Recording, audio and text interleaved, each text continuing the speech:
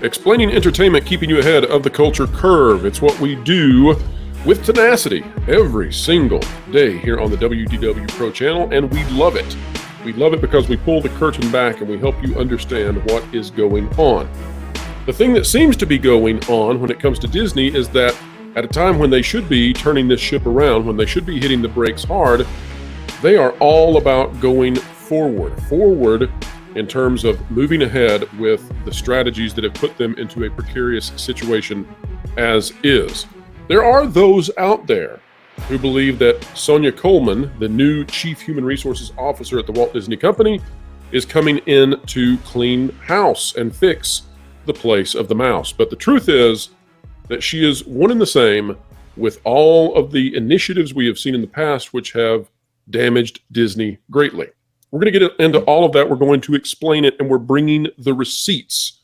That's what you trust us to do, and therefore, that's what we will, in fact, do for you. Before we do all of that, if you like content like this, consider clicking the like button, share, subscribe, and you can stick it to the algorithms. When you click it, we're talking about that notification bell. We covet your comments because we care about what you think. Drop one down below, and don't forget that the Pro Show starts live Thursdays. March 23rd is the first show. They'll all be 5 to 7 p.m. Eastern Time. And some of my esteemed guests who are joining us for this major video investigating Disney will likely be on that show from time to time and even more often. Let's start by introducing each one of you. Jonas, you've been here before, but the people, they may be new. Tell us a little bit about yourself before we dive in. Ladies and gentlemen, boys and girls, welcome to the WDW Pro YouTube channel. All right. Yeah. I'm from That Park Place and also the Jonas J. Campbell YouTube page.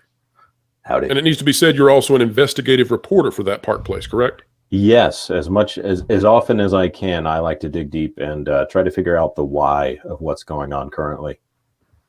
And one of our other guests today, the other guest is Valiant Renegade, who is known far and wide across YouTube now as being the entertainment financial expert. So Valiant, welcome aboard. It's an honor to have you back on the channel again. Good to be here. Thanks for having me. We're often together on this beautiful thing they call YouTube, but it never gets old, I'll tell you that. All right, well, let's dive into this. This one's not going to get old. Sonia Coleman named Chief Human Resources Officer of the Walt Disney Company. This coming to us via Business Wire, a Berkshire Hathaway company. Now, we're going to do this one. I'm going to read it. So just know, ladies and gentlemen, if you want to use the chapters at the bottom in order to navigate the video, I'm going to read this thing, and then I'm going to hand it over to our guests, and we're going to delve into exactly why the premise that we started in this video is true. So hang on. We're going to get to it. First, we got to read it. Here we go. Out of Burbank, this one coming March 13th, and it came early in the AM. Sonia Coleman has been named Senior Executive Vice President and Chief Human Resources Officer of the Walt Disney Company, effective April 8th. It was announced today by Robert A. Iger, Chief Executive Officer. That's the CEO, for those of you paying attention. Coleman, who most recently has served as Senior Vice President, Human Resources for Disney Entertainment and ESPN, succeeds Paul Richardson, who is leaving the company after more than 15 years at Disney. The Chief Human Resources Officer, or as Chief Human Resources Officer, Coleman will report directly to Iger and will be responsible for leading human resources strategy, global talent acquisition, leadership development, diversity and inclusion, organizational design and cultural development, employee education and development, compensation and benefits, HR operations and technology, and global security. Sonia is widely respected across the company as a gifted leader and strong advocate for our employees, Iger said. Her proven expertise leading the human resources function for our general entertainment businesses and ESPN during a period of unprecedented transformation makes her the perfect choice to lead this function company-wide as we implement our new operating structure and position Disney to capitalize on the opportunities ahead. I also want to extend my thanks to Paul Richardson for his many years of service to the company and his contributions to numerous ongoing initiatives, including our Heroes Work Here Veterans Hiring Program, which we will also commend Disney for doing. Here's what Coleman had to say about it. It is truly an honor to be named to this role, and I am grateful for the confidence that Bob has placed in me, she said. Disney is unrivaled because of the talent, dedication, and enthusiasm of our cast members and employees. They are the key to our success, and I look forward to being the greatest champion in partnership with our exceptional HR teams around the world as we move forward through the important company-wide transformation underway that will truly empower the people behind the magic of Disney. Here's where we get to the important part you're going to want to hang on to. In her most recent role, Coleman has been responsible for employee development and engagement, recruitment and compensation, organizational development, and diversity, equity, and inclusion efforts for both ESPN and the general entertainment portfolio of businesses at Disney Entertainment, which include ABC Entertainment, ABC News, ABC-owned television stations, Disney-branded television, Disney Television Studios, Freeform, FX, Hulu Originals, National Geographic Content, and Onyx Collective. Whew! All right, gentlemen. Any reservations, any red flags coming up in what we have read so far in regards to Miss Sonia Coleman?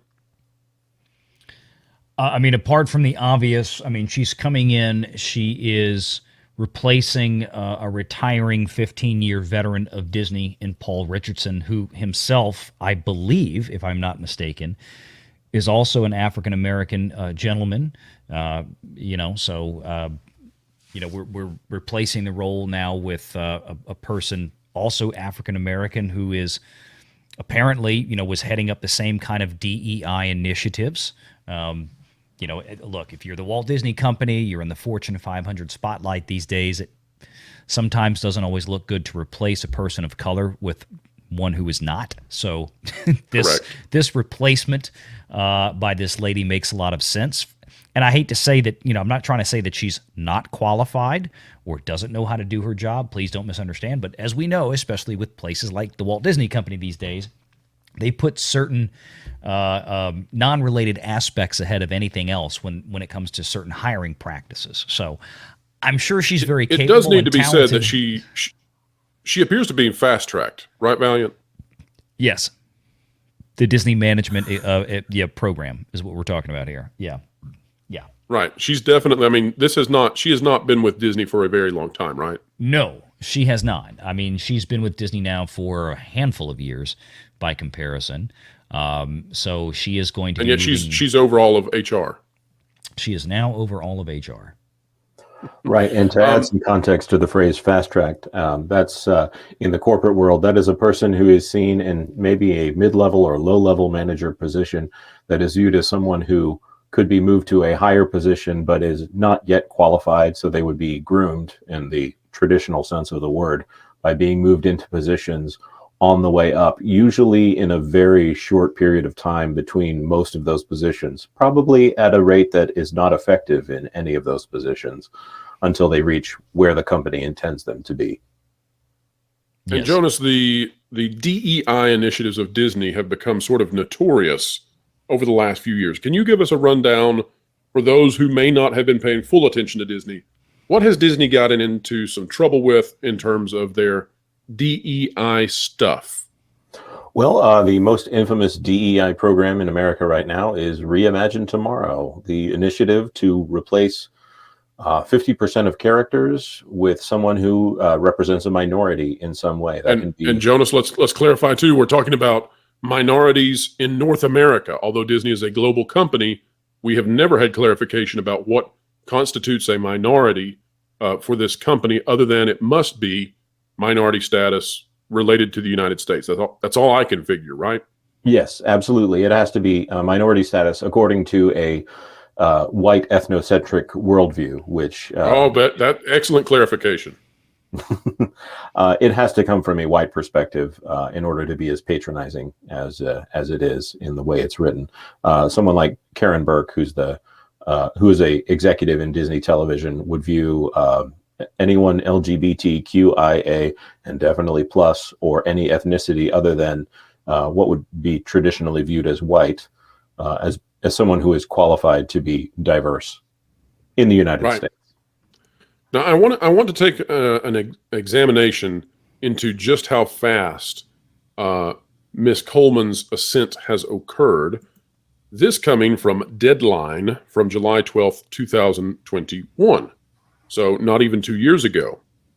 This by Jill Goldsmith. Sonia Coleman to lead human resources for ESPN. Expands role as HR chief at Disney General Entertainment Content. Sonia Coleman is expanding her role within Disney's content group, adding HR oversight to ESPN to her current role as Senior VP, Human Resources, Disney General Entertainment Content, effective immediately. Coleman, who has served in a variety of HR roles at the media giant, has led DGE Human Resources since 2017. She's adding a responsibility for ESPN and sports content, reporting dually to Jimmy Pitaro, Chairman, ESPN and Sports Content, and Peter Rice. How'd that go, Peter? Not there no more. No. Frog marched out by the same guy who got marched out later on. Sonia will also report to Paul Richardson, Disney's SVP Human Resources. He had previously served as ESPN's HR lead before being upped to run Disney's global HR effort. It seems like there's a path here through ESPN.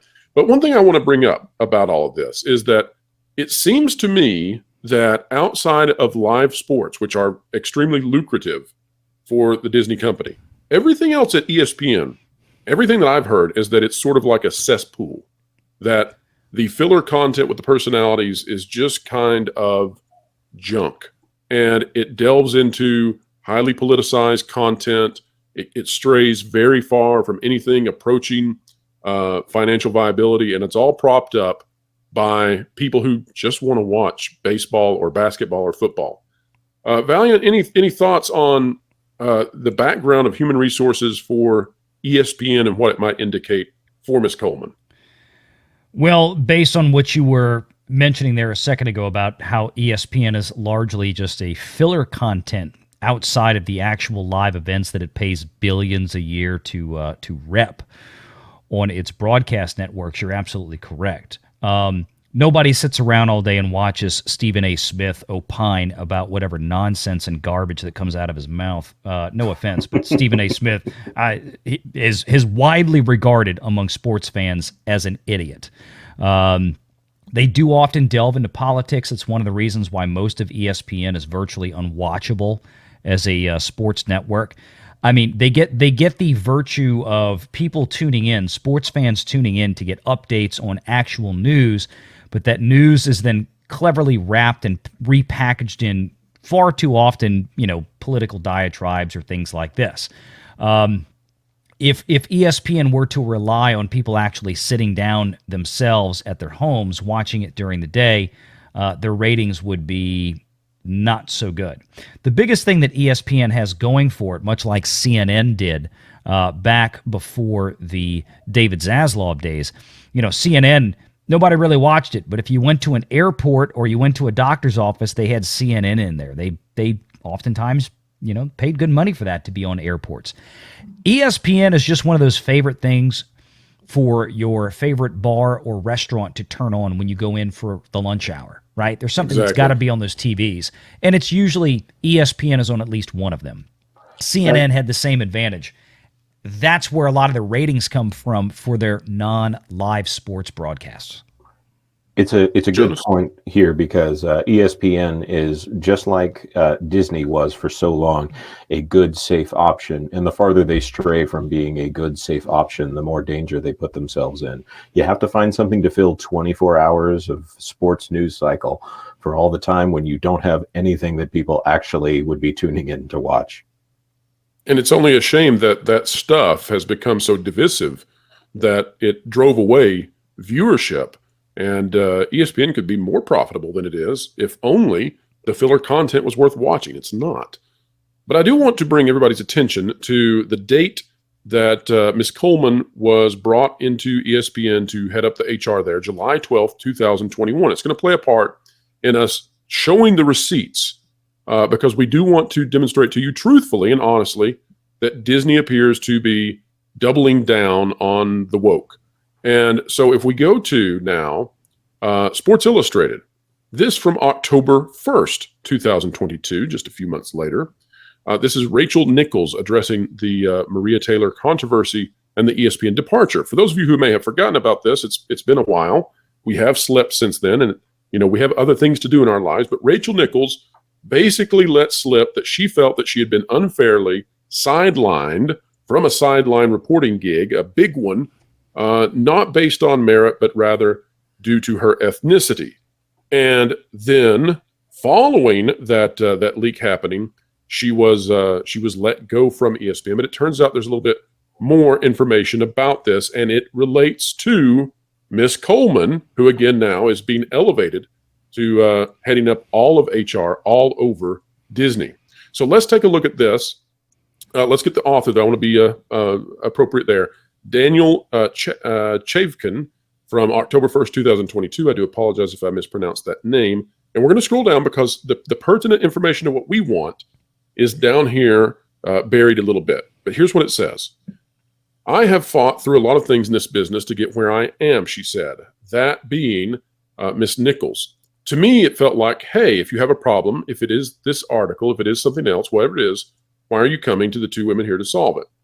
When ESPN first heard those comments, Nichols said, and remember, so that would have been a year prior, okay, a year prior to Miss Coleman coming in.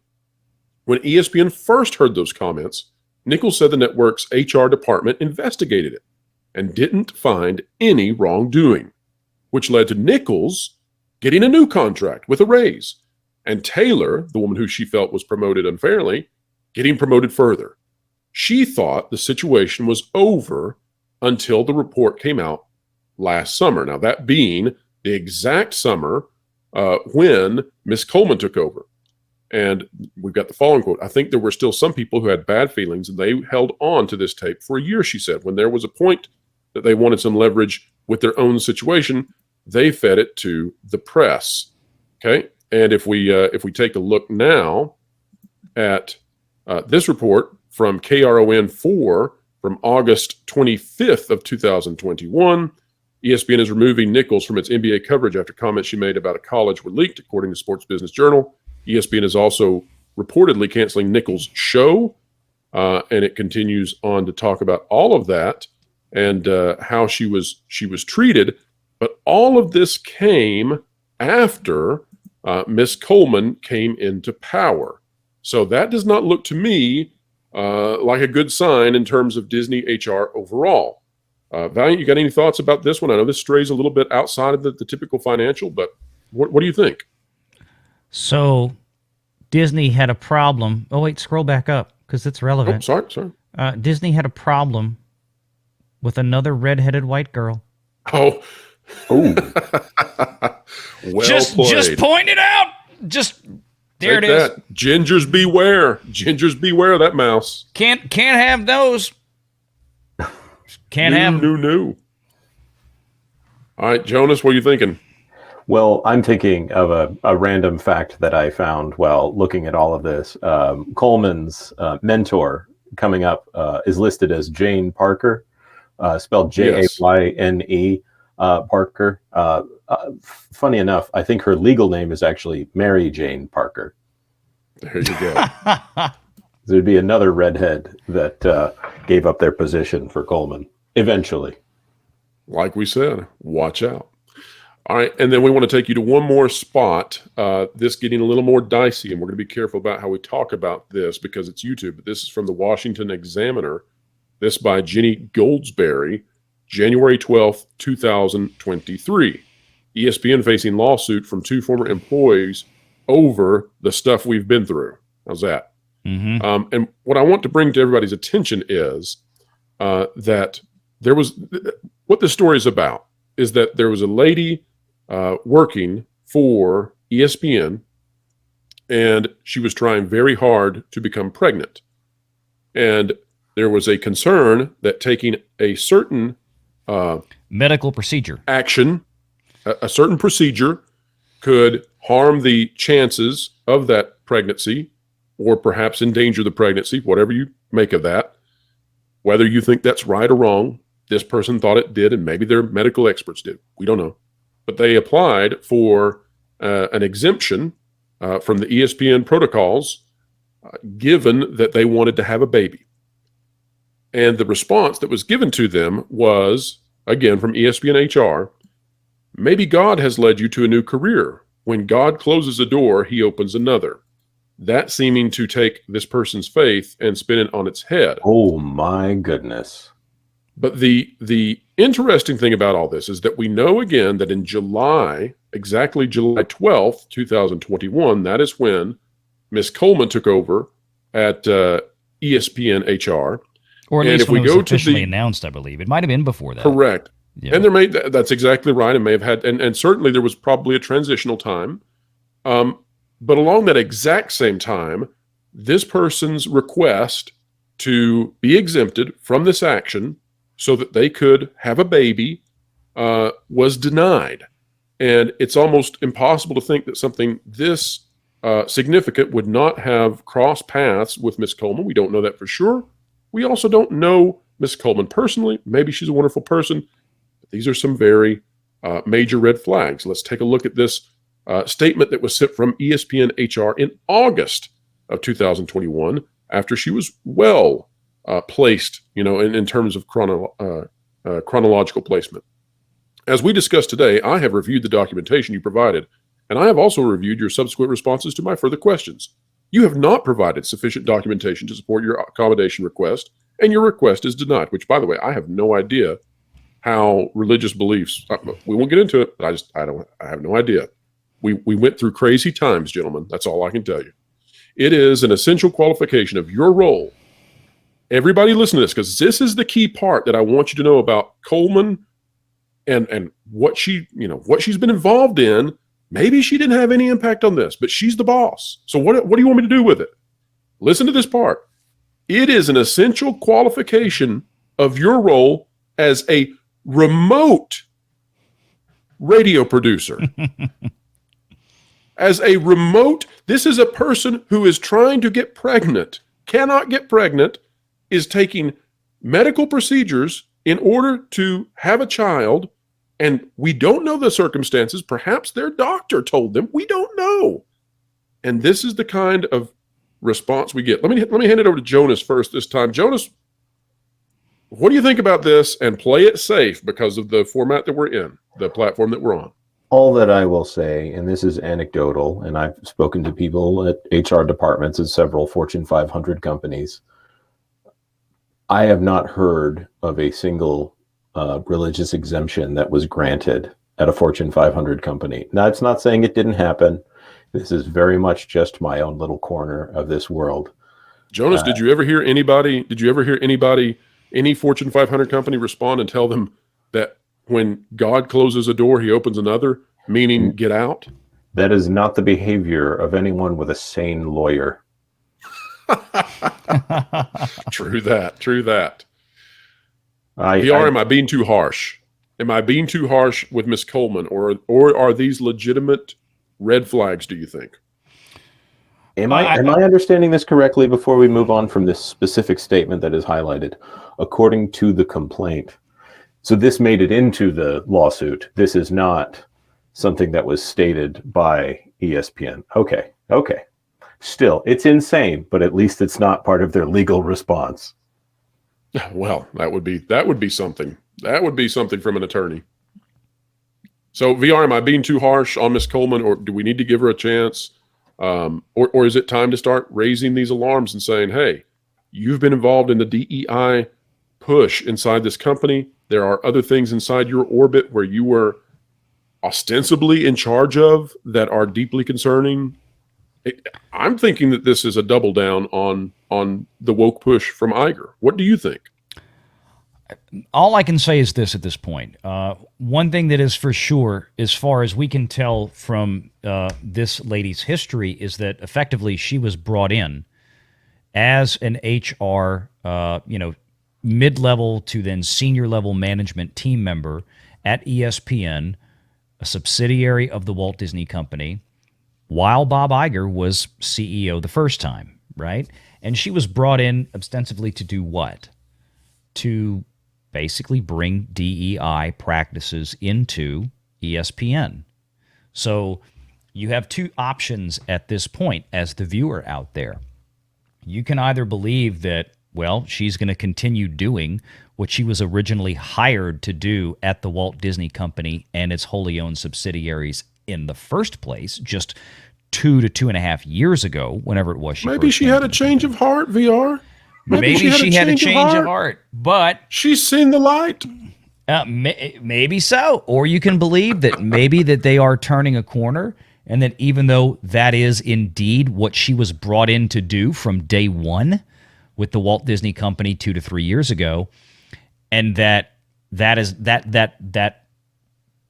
now changed. That corporate management has turned a corner and has now instructed her to look, we don't need to put superficial issues above running a good business. Great. You can believe option A or option B. Right. That's where we are. Now, time will tell. Yeah, call me skeptical. Time will tell on this matter. That is for sure. There's not a guarantee one way or the other. But all we can do is at this point is make our analysis based on the facts that we have in the historical nature of this particular employee and their relationship with the Walt Disney Company and why they were brought in to begin with. Jonas, I'm going to hand you one that I would love to hear your take on this. Here's the one I'm going to hand you. If I were Disney, I would be taking steps right now to move to the middle and to demonstrate to my stockholders, my shareholders, my investors, my fans, my guests, my customers that I'm moving to the middle. That's what I would be doing. I don't think that this selection for the head of human resources demonstrates that whatsoever. I don't think that bringing somebody who is over DEI initiatives for general content and ESPN, which have been, frankly, the worst offenders of pushing into highly divisive content, personnel, material, etc. I don't think putting that person there sends that signal. In fact, I think it sends the opposite signal. What say you? I would agree. There was some hope that maybe Bob Iger was going to take the 7,000 jobs. There were glimmers of starting to hack at the bottom of the tree, right at the part where the DEI folks were, and that maybe he was going to use this opportunity, this strategic moment, to change the direction of the company that is tainting their content so thoroughly, and maybe get some people in there, or maybe eliminate some of the worst offenders. But it sounds like maybe one of the worst offenders is being promoted to senior executive vice president. And I'm not black-pilled. I'm not overly negative. I'm not out here to get Disney. I'm not out here to be, just a negative person on YouTube. That's not what I'm interested in. I am interested in trying to be as truthful and as accurate as possible. And that's what it seems to me is the truth, is that Disney is taking an action that sends a signal. Whether or not we believe that signal, I can't see any reason they would send it up there with this individual as the hire, unless this is what they intend to do, is to double down. Now, maybe I'm wrong. Like VR said, we'll wait and see, and we'll do honest reporting on it. But I don't see a reason right now to jump to the other side, to jump to the other conclusion. We'll watch it, we'll check it, and we'll relay it honestly. Valiant, where can people find you on this great, big, beautiful web out there? YouTube. And here you I've heard of that. Yes, I've been there. And if you'd like to find him on YouTube, you can click on his link in the description below, ladies and gentlemen. Jonas, where can people find you on this great, big, beautiful web out there? They can also find me on YouTube, and of course on that Park Place, where I like to write articles that dig deep whenever I have the chance. Of course, if you want to speak to me directly, my Twitter tag is right there next to my, well, it's not my face, but it's my face. That's not you? What? Hello there. All right, folks. You've seen the video. You've got the opportunity now to assess what you think. Drop a comment down below. We care about what you think. We often engage. You are the electricity that drives this entire channel and so many other channels in its orbit. Thank you so much for your support so far. Wherever you are, whatever you're doing, keep learning, keep growing, and keep having fun.